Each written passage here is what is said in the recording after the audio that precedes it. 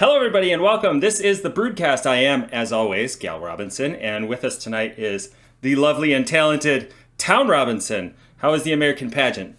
The beauty pageant? I won nothing. I'm not very good at beauty pageants. It's not what I was heard. born. I was born with this face. So Dynamite happened. Gal. Holy shit! So yes, we were planning on talking about Dynamite, but let's go to. Let's just go to what happened because it literally just happened. Yeah. They took out Tony Khan. Mm-hmm. He didn't talk. Mm-hmm. Which, thank God. I love you, Tony. Don't get me wrong, but you are not good on the mic. Carry on. I feel like he's gonna probably be in a situation where he's not on there every week. I don't think he's gonna become a character. Oh God, yes, yeah. He doesn't want to be. I feel this is AEW saying, "Hey," in a way, almost like, fuck you for bringing him in. You know who him is. Fuck you for messing up our mojo. This is who the fuck we are. This is what the fuck we're gonna do. Mm-hmm. That's really kind of the vibe that I'm getting from this. I thought Jack Perry looked like a fucking star. Mm-hmm. I thought the way he had the crowd in his hands, the way he had him and they were cheering him, and then he got them all to boo. I thought it was amazing. I love Okada. Okada's so just... Mm-hmm. His English isn't great, but like he has that understanding of when to do shit, when to make a face. That dude is fucking incredible. No, his English is good. I think, like he's able to get points across, and I think there are lots of wrestlers. Shibata comes to mind that don't. They find ways around that. But Okada is just like that group. The elite, the new elite is just like... My mind's blown. Yeah. Okada is so fucking good. The Young Bucks are so fucking insufferable. I love them. They are fucking just amazing. Mm-hmm. They're just coming out there going... At the end, we're like, "Hey, thanks for coming to the show. Thanks, Jacksonville." Then he goes to Aubrey Edwards. "Hey, go check on Tony." We got this. Get out of here. Go check on Tony. Tony Sell was bad. The bump really protected him. The whole thing, but it didn't matter. Yeah, it was just the. To me, it feels like this whole moment of just, hey, you know what, Tony? Fuck you for what you did. This is a new AEW, and I got that vibe at the pay-per-view a little bit because it felt so different. It felt like we were kind of like, hey, here it is. We're new. This is new. Mm-hmm. As much as I loved Samoa Joe as champion, Swerve becoming champion, some of this shit that they're doing, if Jack Perry can keep this and take off, I told you a fucking year ago Jack Perry's the guy, and I stand right by that. I think he's the guy there that can be the one that kind of brings them over the hump. I'm curious if we're going to take shots at Punk or if we're done with that. I hope we're done with that. Yeah. But part of me is like, I could see Jack Perry coming out in like Chicago and just fucking leaning into it. Oh God, yes, absolutely. So there's just a lot of things. I watched this tonight, and that was the thing. This show wasn't bad. It was solid. Mm-hmm. Had some good matches. The Orange Cassidy thing at the beginning, interesting. They hot shotted that match to Rampage. I don't know why. My guesstimation is that Chuck's not ready, and they're gonna have something happen where he gets beat up, because at the pay-per-view it should be Trent against Orange Cassidy. I think so. Yeah. That's the match. Yeah. Which I'm excited for because I think that'll be a great fucking match. I'm trying to think of what else happened. Mercedes came out.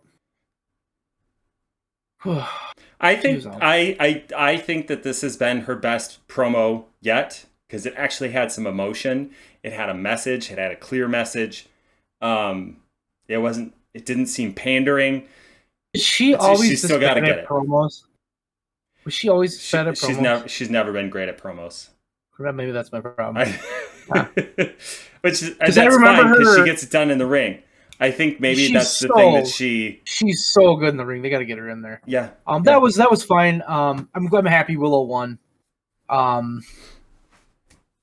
they're going to do the international championship. They're going to give it to. I think They're so. going to give it to Ospreay. He can't lose. My initial thought was that are we going to see Ospreay? I'm like 100% sure Ospreay's going to Wembley to win the belt. I mean, maybe, but like, how do you set that up at this point? We are, 3 months away? 4 months away? Because I think they do it in August. Yeah, I don't think it's going to be that hard to set that up. You're really good. You're really good. Do I want Swerve's reign to only be 4 months? No. But he's not. I don't want to not. They're not on the same pathway right now, and I think it makes a lot of sense to keep those two apart for a little bit. Particularly because not that Ospreay hasn't earned it and hasn't amazed us, but at the same time he's on another level, and so it makes sense to keep those two apart to build the emotion that might go in there. Yeah, go ahead. Can I devil's advocate you? I mean, you were going to, whether I say yes or no. Yeah, I'm totally gonna. If he doesn't fight Ospreay, who does he fight? MJF or Jack Perry, much more likely. Not MJF. It's going to be MJF Cole. Sure, that's the match at Wembley. That's what has to happen. I think Jack Perry and Swerve, because Swerve right now he just finished a program with Samoa Joe, and I mean he doesn't have anybody. They didn't do that thing that we praise them on, where they set up all of these guys who are gunning for the title. And that's smart because we didn't know that Swerve was going to have the title or not. So I think it makes a lot of sense to have Jack Perry sort of drift over towards Swerve and go towards that title, especially since we now have the Elite entirely decked out in gold, save for one member. I think it makes a lot of sense. We'll see. I just think the response of, okay, first of all, I'm being selfish because a Swerve Ospreay match. Oh yeah, it's gonna be sick. Absolutely. But I also think you get that pop in that stadium. You want to fill that stadium. You put the hometown boy in there. I could just see that tearing it the fuck up. I mean, you can put him against anybody though. You could put him against Orange Cassidy and he'll pull numbers. You know what I mean? Him and Swerve, him and Orange, him and him and Hobbs, him and just in that main event spot of here it is, you're gonna win the championship. But we got to see what happens. You're completely right. Anything could happen. Mm-hmm. They could hotshot that thing. They could do whatever. But I'm pretty sure he's gonna win the international championship. Yeah, absolutely. He has to. I could totally see that. He has to. I mean, has to, no. I think I could see them playing that angle where he's timid about doing the Tiger Driver, and that's the thing that costs him the match, and then they stretch out the feud a little bit longer. But yeah, I think giving him the international title title literally would be great. I love Roddy Strong. Mm-hmm. Don't get me wrong. But if you're gonna clean pin Chris Jericho and Kenny Omega and Bryan Danielson, and you're going to be this hot streak, you're going to lose to Roddy Strong. It's just, I don't think it's the time. I don't think it's the person. I think his first loss needs to matter a little bit because he's fucking murking everybody. That's fair. So, yeah. The pay-per-view, we can talk about the pay-per-view in depth if you want to. We will. We're just on Dynamite. Just Dynasty felt different. And I couldn't quite place it, but it was every match was a banger and every match was different. I think the only match that I didn't really resonate with was, I didn't see the pregame or the pre-show, so I can't speak on that one. I think it was the tag match, and even that one was fucking crazy. And I just thought, this, if they can keep building off of this, because I had this thought while I was watching the pay-per-view, I was the thing that they are really good at is presenting weekly shows where there's one or two awesome matches and the rest of them are building stories. They don't necessarily have to be bangers or awesome. they can just build stories, and they have these segments that are building stories. And then at the pay-per-view, that's where you get the gigantic matches, like every match. And this is not true of every pay-per-view for them, but for this one in particular, if they can nail it, in the pay-per-views where they nail it, every match is amazing. And then there's 1 or 2 matches that are just like fucking stellar.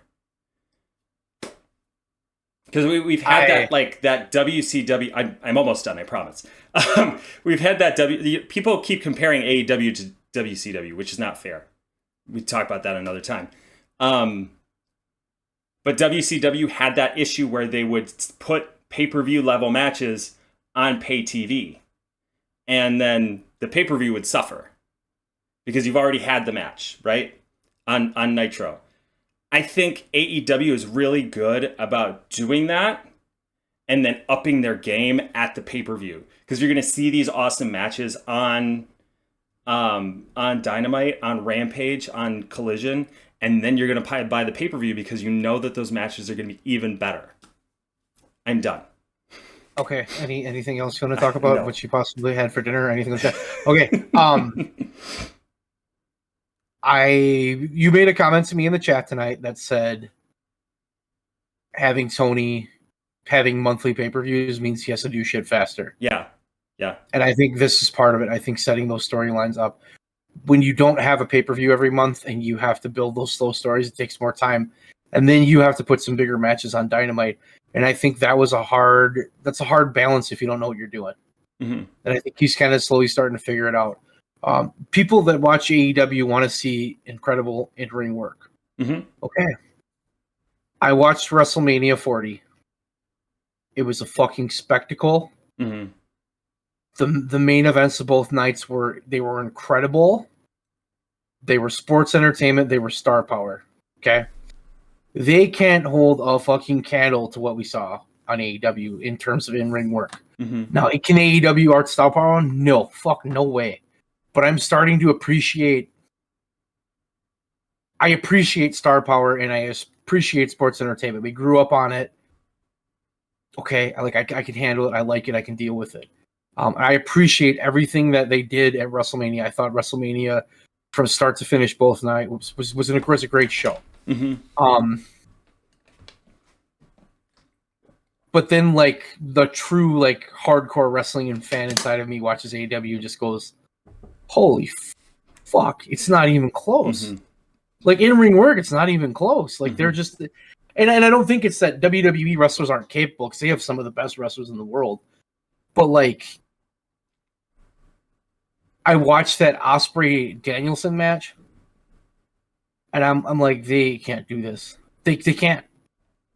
Mm-hmm. There's nobody there that could do that. And there's, like, nobody in the world that could do that. Like, you have literally the best wrestlers in terms of in the ring. Do you have the biggest stars? Do you have the guys that have the best promos? No, you're not even close. But, like, in terms of what happens in that ring, holy shit, are they, like, leaps and bounds ahead of them. It's true. Yeah. And I think that's... I almost feel like that's kind of what they're leaning into, and they're leaning into that. When they first came out, it wasn't like this is a Rebel Outlaw company, but they leaned a little more heavily into that Rebel attitude at first. Mm-hmm. And I think we got away from that, and we became a little more... I don't know if I want to say whitewashed, but a little more just like corporate-y a little bit. Yeah. Especially when Punk was there. Yeah. They really did, which is the most ironic statement I could ever make. I'm glad Leon's not here to argue with me. He's probably asleep. But like he just woke up when you said that. Oh, yeah, he felt it in his bones. Maybe he's coming on. but he's like 20 minutes late. So it was just like they got away from what got him here, and this is like the moment. Like these past two shows, and this is AEW. We've complained about this before. They have these weird lulls where they completely lose track of what they're doing and nothing happens, and then they come out of it and it's like holy shit. And last year it was about the same time. Yeah. So I'm excited. I'm excited to see what happens. I think they get knocked for not having storylines. But I think they have storylines. Like I said, I think their storylines lean a little more into subtlety and a lot more gray area with their characters Mm-hmm. as opposed to the black and white. And I think that that like real sports entertainment crowd, they don't like that. That's not what sports entertainment is. Sports entertainment is good guy, bad guy. You cheer for the good guy. The bad guy cheats. The good guy does the good stuff, which is a fun product. Let's not kid ourselves. That's fun. Mm-hmm. That's like that basic. Okay, let's watch this. Like here's your hero baby face taking on the evil bad guy. How's he gonna win? Cool, great. And that's a fun experience. That's a fun experience as a kid, and even as an adult. That like nostalgic grasp of that it's fun. Mm-hmm. It's fun to be in there. It's fun to have somebody to root for. And I think that WWE does it better than them, but AEW is just they're different. They're kind of doing their own thing. I know Paul Heyman said they're like ECW and they stole a bunch of stuff from ECW, but I don't really think they did. I think they're kind of doing their own thing. I mean, stealing is a bit rough because I don't think that's true. I think there's a lot of companies that came out of the era of ECW and like embraced the whole like work ethic. I mean, Ring of Honor is a great example. AEW is a great example. TNA now I think is a great example. PWG. I mean, you have a lot of these companies who put their own twist on it, but like they did a lot of that stuff that like ECW was pioneering. Great, like that, I think that's a great thing. ECW kind of set the blueprint for how to do that. Yeah, of how to be a successful company. Because if you came out and you tried to run a promotion and you tried to be WWE and you ran their product, you could never do it.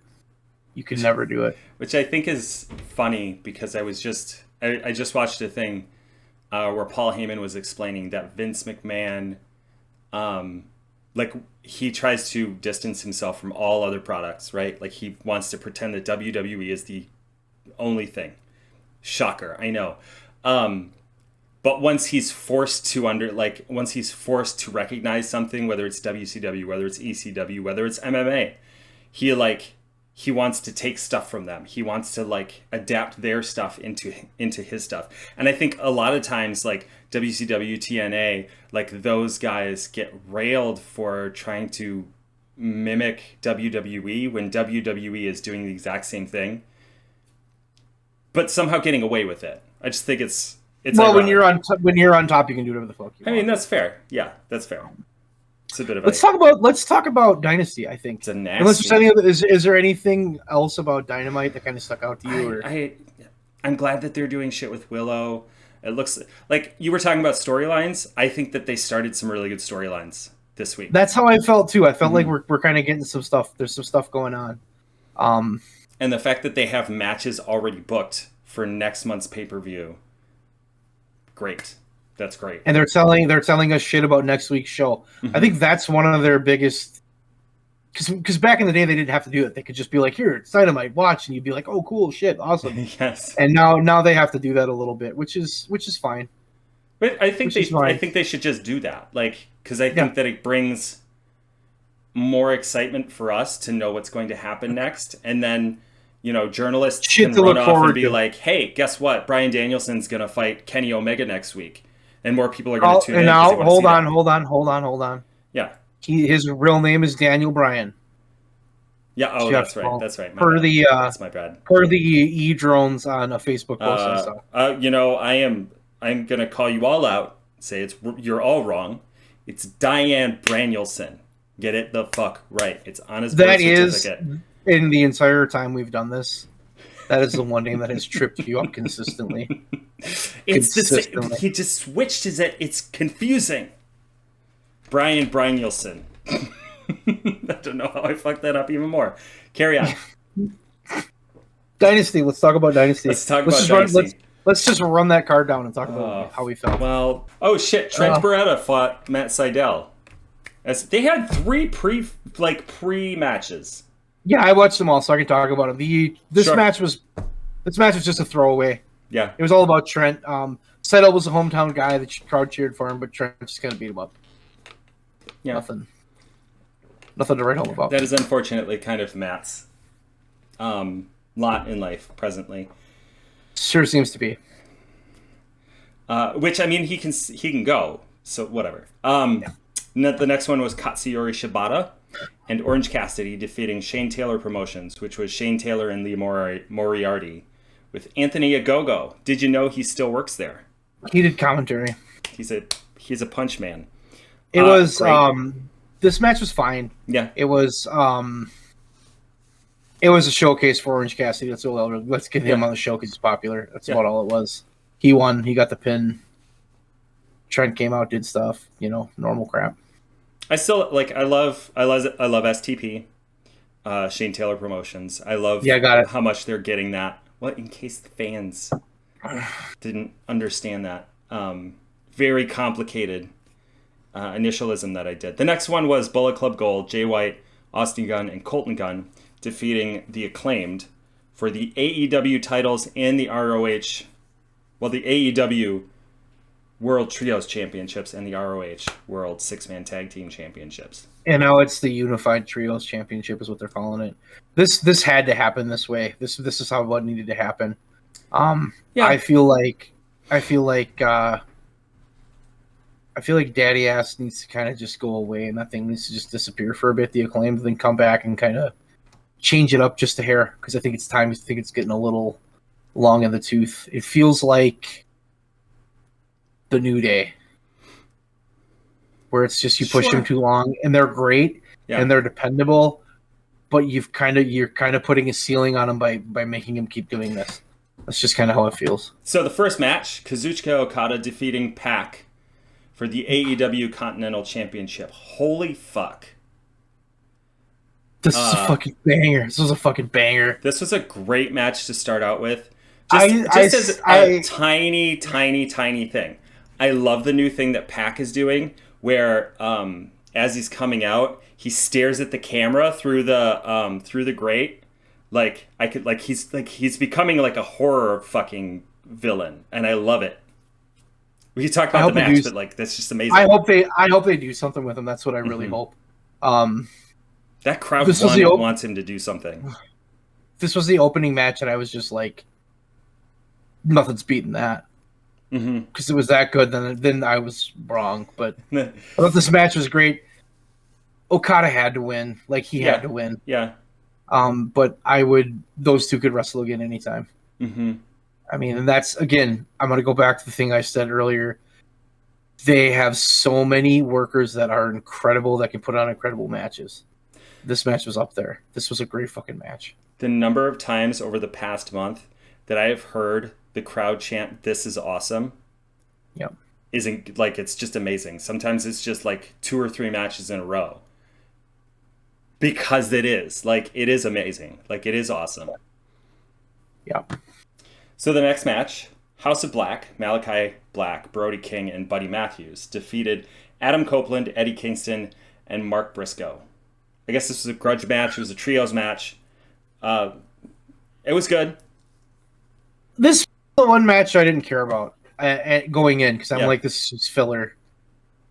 But then I watched it, then I cared about it, because they told the story. It's fucking clearly Malachi's going after Copeland's belt. Yeah. I hope to God they let him get the belt and let that motherfucker just have a run. Just have him fight people for that TNT belt. Give him a run. That's what he needs. I mean, he had a whole track of last year where he didn't have any singles matches. So he was hurt. That was why. Oh, is that what it was? He was leaning on the teams. So he didn't have to do as much. But it's time. It's time for him to get that run, because he's so good. I agree. He's so good. And anytime I get to see Brody King, I love Brody King. He's such a good worker. Oh my God. Yes. So this was just fun. All of those guys. I'm glad. I like Briscoe. I like Eddie. I'm glad they were there. I just wish they did a little more with both of them. Because this did feel kind of crammed together, and clearly the story was Copeland and Malachi, and these other people were just kind of there to be part of it. So this is true. So the next match was Willow Nightingale with Stokely Hathaway defeated Julia Hart for the AEW TBS Championship. House rules. The stipulation was that Sky Blue and Chris Statlander were barred from ringside, which was interesting. This is only 6 minutes, according to Wikipedia. I felt like it was longer than that. No, That's what it says. no, maybe, but I don't think so. I thought it was longer than that, but It maybe not. was Maybe I'm wrong. it was still like it was a good match. It was a sick match. I enjoyed this match. Um, You forget how young Julia Hart is. That's the thing I always yeah, forget because it's like she's only like was she 22? I think so. And That she's sounds only right. been wrestling for like 2 years, Mm-hmm. 3 years, and you're just like, holy fuck, she's Mm-hmm. got a presence. Um, there were moments in this match where they kind of lost track of what they were doing. Mm-hmm. There was a spot here or there, but overall, this match was fun. It told a good story, and the ending was right. Yeah. I thought it was good, and I think they'll do. I feel like they're going to keep doing stuff with Julia because she's so incredible. Her and Sky Blue together are just. And So Willow awesome. gets Mercedes, so I think this was just a win all around. Which I think was always like it was clear that that was always the plan because they've been poking at that for ages. Yep. But I'm happy it's happening. That's awesome. Yeah, me too. Me too. So the next match, Roderick Strong defeating Kyle O'Reilly for the AEW International Championship. I enjoyed this match. Mm-hmm. I enjoyed the hard hitting style. I enjoyed the technical pieces. I love Roddy doing the backbreakers. God, so many. He's I he's so like he got so stymied, I think, in WWE that I forget how adept at that he actually how is. good he is. I felt like the story going into this was just a hair weak. Yeah, Like it was a little forced. They probably it could have was taken rushed. some more time. Yeah. But the match was good. There was nothing bad I could say, but this match was really good. Mm-hmm. O'Reilly's incredible, and I hope they find a spot for him because he needs to be doing something. Let him kick ass in ROH. And I'm not saying he can't hang with the people who are in AEW, but I think that he could bring up the roster in ROH miles and miles. And then bring him back onto the roster and give him a run. I just think like right now he's a little bit, I don't want to say out of his depth, but like Lost in the shuffle. lost in the shuffle. I think is a great way to put it. Yeah. So giving him some time to like build his name on ROH, I think would be, Yep. just my opinion, would be a good idea. This was the match that I hated. Chris Jericho defeating Hook for the FTW Rules match. Or for the FTW Championship, FTW Rules match. And I didn't hate it, just to be clear. It was a decent match. It was just sort of the weakest one. I'm curious because if he goes to WWE, Mm-hmm. are they gonna just give him a spot right away? Are they gonna NXT him and then make him change his name? Or are they gonna be like it's Hook? Because if he can go and he can just be Hook and they put him on the main roster and keep pushing him like this, Mm-hmm. yeah, probably go. Or even just But then NXT, as long as they keep his name like But then I look at Hook and I look at he's not big. yeah. And I don't know if that matters anymore with Trips. But he's not big and he doesn't, he's got an interesting look. But like is he gonna be better? Like if that's one thing I've been pondering. Is he better served in AEW or WWE? And I don't know the answer. I think AEW, because I think that he can do sort like he can run matches sort of the way that he is right now, which is like I think his style is better for AEW, but if he goes to WWE and learns that style and gets that machine behind him, he clearly has the it factor. mm-hmm. And if I'm Triple H, I'm looking at him going, yeah, this kid's got it. We might have to change him up a little bit. But it's a question that I was thinking about. I'm like, I don't know the answer. But I would agree with you on this match. This match was there. It happened. The crowd response was amazing. They popped so hard for Chris Jericho. I enjoyed what he did tonight, though. When he came out. I'm happy that he's leaning into it. It's so fucking hokey. I'm glad that they spun it into something that's better than what he was doing with Lionheart. Okay, I've got a hot take. Give me the hot take. I love it. Okay, my hot take is this: Chris Jericho no longer fits AEW. Yeah. And it's just glaring. Yeah. but I don't want to see him go back to the E. But I'm like looking at him, kind of going, okay, and I get why he's there, and I get why they use him, but like he's such. But then part of me goes, we do have all those different styles. He's just a different style, but it's so far removed from what AEW is at this point. Like, and he keeps talking about the thing that bugs me the most about this character. He keeps talking about all of these stars that are so much better off because of him. And in this moment, I honestly cannot think of anybody. I think that's the point, though. Yes. And I get that that's like heel heat, but I'm like, why are you leaning into this? Why are you... It's also true. It just bugs me. It just bugs me. Yeah, it's also true. What was next? Timeless Tony Storm with Mariah May and Luther defeated Thunder Rosa for the AEW Women's World Championship. I love this match. It was a little sloppy. Thought it was a great. Thunder Rosa it was a great match. Is generally just a little sloppy, but again, you bring somebody back, you make a big deal about him, you beat him right away. Now what does she do?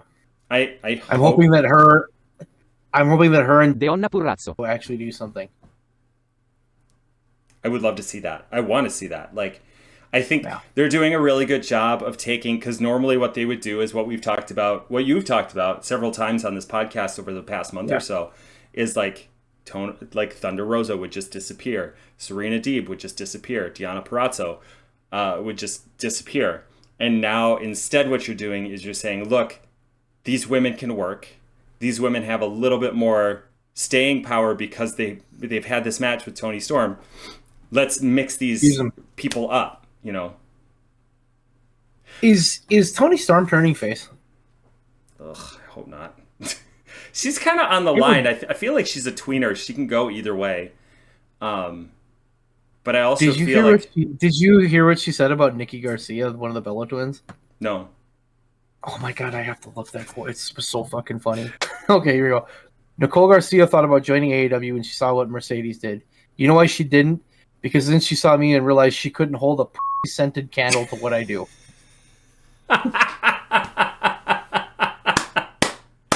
This is why we love Toni Storm. Lines like that. Oh my god. She's carrying that division right now. And she's bringing other people up and like developing different...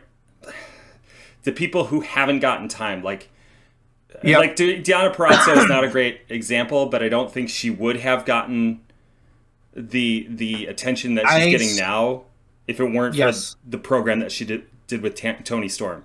Mariah May. When Jamie Hayter and Britt Baker come back, that division will be so stacked. So stacked. That's kind of what I'm waiting for. And just do something. But we don't need it. But we don't need it because Toni Storm's that good. She is. And buy one of those candles. Oh Christ! So the match after that. There's a video of that you probably want to look up because it's. I will. Tony Khan was there, and I think his face was just priceless. So. Okay. What was next? I feel so bad for him sometimes in those. I love Toni Storm. She's amazing. Will Ospreay defeating Bryan Danielson. I read it off the sheet. I can't take credit for that.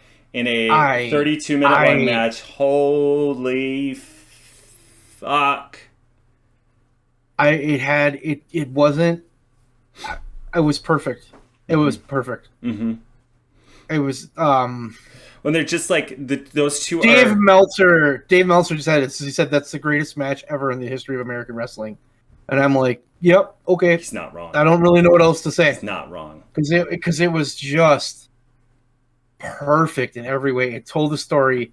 It had that slow build. They built to the end. They got to that peak, and that peak was long and it was amazing. And the ups and downs, the ebbs and flows, and that fucking ending was so perfect. So perfect. It was. They were both in the corner. They just ran at each other. I mean, oh my god, it was amazing. It was amazing. And then literally WWE stole it. The next NXT, I think it was. Neither here nor there. The thing that I love the most about that is both of those guys have very different styles, but they're so good that they were able to mesh that in a way that it worked. It worked. There was no downtime. There were those two, the chemistry. Yes, holy absolutely. Shit. I've never. This match had me on the edge of my seat the whole fucking time, and I was just like, this is. It's the best match I've ever seen in terms of in-ring work. It's the best match I've ever seen. Absolutely. It was that way you feel when you see that sports entertainment finish of Cody Rhodes winning, and how incredible that was. This was in-ring work version of that, but fucking better, like 10 times better. I've never seen a match like this, and I may never see a match like this again, because it was that fucking good. I agree. I don't know what else said. I don't know what else to say. I really don't. Like, it was just that good. Thank you. Just thank you, Brian Danielson. I don't know which one is your real name anymore. Thank you, Will Ospreay. I think his real name is Buddy Peacock. Because that's what the E wanted to call him. No, you're right. It is Buddy Peacock. You're right. They were like brought him like this robe that looked like a peacock feathers, and they were gonna put him in peacock. I'm not kidding. Like, that's legit. You can go online and listen to him talk about that. Oh my god! Of course. And William Regal was like, maybe you shouldn't do that. You got a better idea. Oh Christ! Ridiculous. That would have been it. Buddy Peacock. You come out as Buddy Peacock, you're done. Yeah. Although the Dusty Rhodes came out in that polka dot. Yeah, but he was already a star. That's fair. The next match, the Young Bucks, Nicholas and Matthew Jackson defeated FTR, Dax Harwood and Cash Wheeler. So this match to me felt like they did some cool shit, but it felt like it never got going, and I think this match really got hurt by having to follow that last match. Oh yeah, for sure.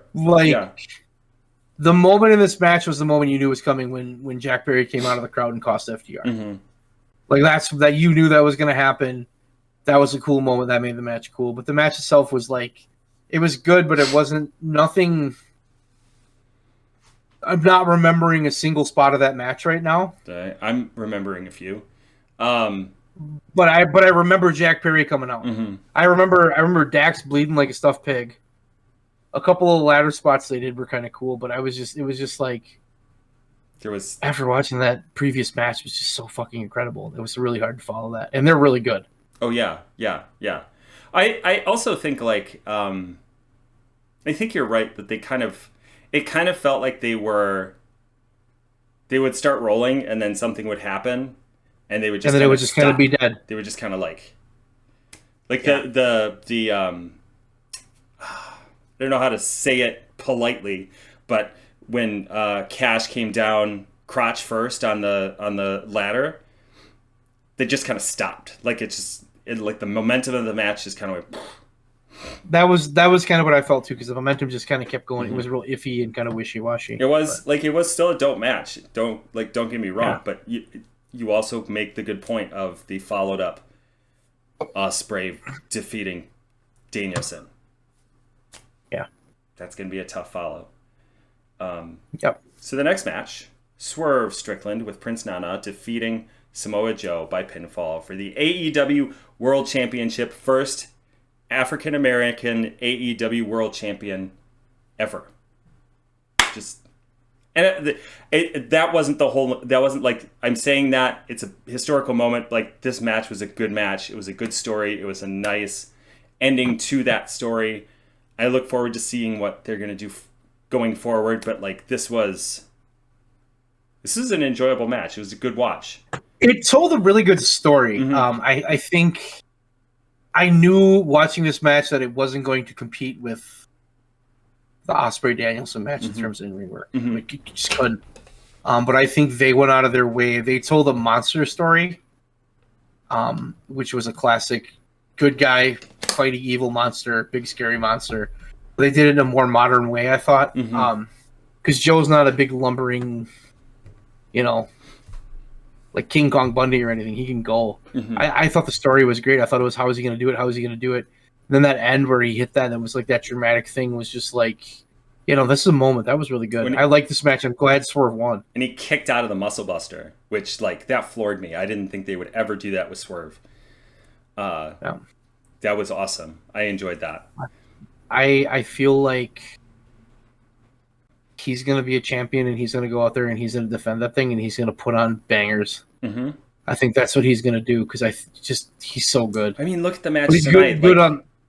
Yeah. He. This was kind of a throwaway match. Isn't the best way to put it, but like it's his first match back. He was having fun. Like he was going out there and was having fun, which is great. I love that. It's just a different match from the Samoa Joe match, but he still was like top notch while he was getting a woman's number, which was awesome. Go Swerve. Yeah, go Swerve. Kick some ass. Yeah, no, I'm very happy he won. I think he's by far the most deserving guy. I mean, we've been watching him this year. He's been incredible. Mm-hmm. Last year he was incredible. My takeaway is they the past two shows is they are doing something different. My other takeaway is when we can get all these guys like healthy and together. If I could have Swerve and Ospreay and Mox and MJF and Samoa Joe, and like some of those other guys that are kind of on their way up, some guys that should have a little more, like Jay White. If we can like get these guys and kind of start getting them a little intermingled, like Jack Perry, like you have something here. You've got the guys. You've got the pieces. Now let's create that thing. Let's create that moment. Let's create that feud where people are like, holy shit, we got to watch this. Because that's one thing AEW doesn't have. They don't have that like blood feud. That is one cool thing. Sorry, go ahead. I think that's what they were kind of building with Punk and Mox. Mm-hmm. Or Punk and MJF, I should say, not Mox. Punk and MJF. I think they were kind of building that, and I think that could have sort of been it.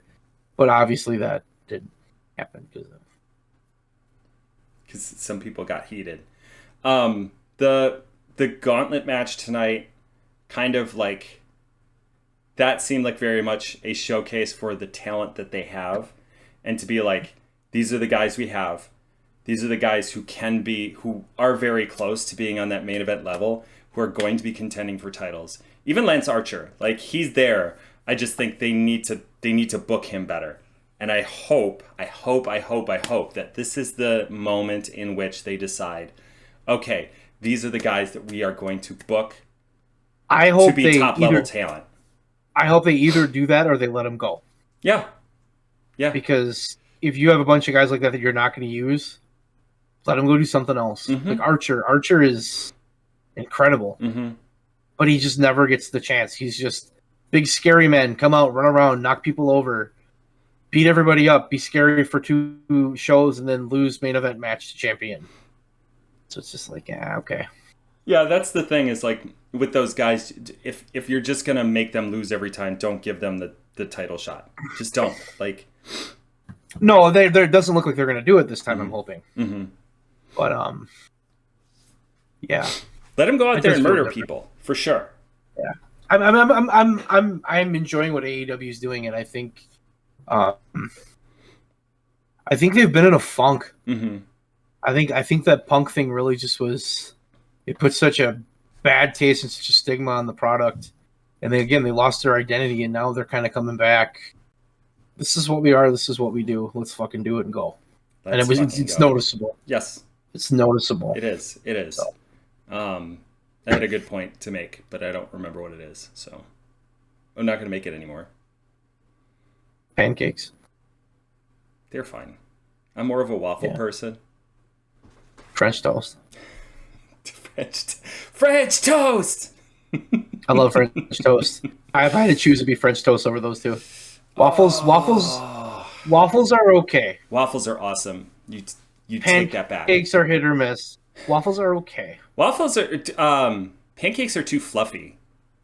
They just fill my stomach way too fast. They are too fluffy, and sometimes they can be like grainy and like fall apart. Mm-hmm, mm-hmm. And then it's just annoying to try to eat them. It's just like I'm not sure about your opinion on French toast because I love it. First, it's been ages since I've had it, and second, I don't know of any vegan alternatives to it. So I don't know what vegan French toast tastes like. I can't answer that. This is now the breakfast hour with the Brood. That's how you follow up Will Ospreay. Bacon's good. Will Ospreay and Bryan Danielson. You talk about What breakfast. What kind of fillings do you like in your omelets? Well, bacon can fuck right off. Tomato, cheese. I don't need anything else. Mushrooms are nice. I hate mushrooms. I'm more of a. I gotta have 3 cheeses in there. I gotta have an extra sharp cheddar for that bite. Oh, and I've got to have a mild cheddar, and then I like something a little different, like a Colby Jack. Let me tell you something. That's the thing that makes being vegan so fucking hard is cheese. Cheese. Why do they make it so fucking good? God damn it. Welcome to the Brewed Food Hour. Next week, I'm going to eat a block of cheese while I stare at Gal. And I'm just going to curse so under my good. breath. I'm just going to curse under... Should we just wrap this up now? Fuck you, Town! This has been the Brood Hour. The Brood Hour? We haven't called it that in a while. This has been the BREWDCAST. There I've we been go. Gal. This has been Town. We didn't talk about breakfast the whole time if you just came in, so rewind that shit, and we'll talk to you later. Bye. Never know the truth of their story, but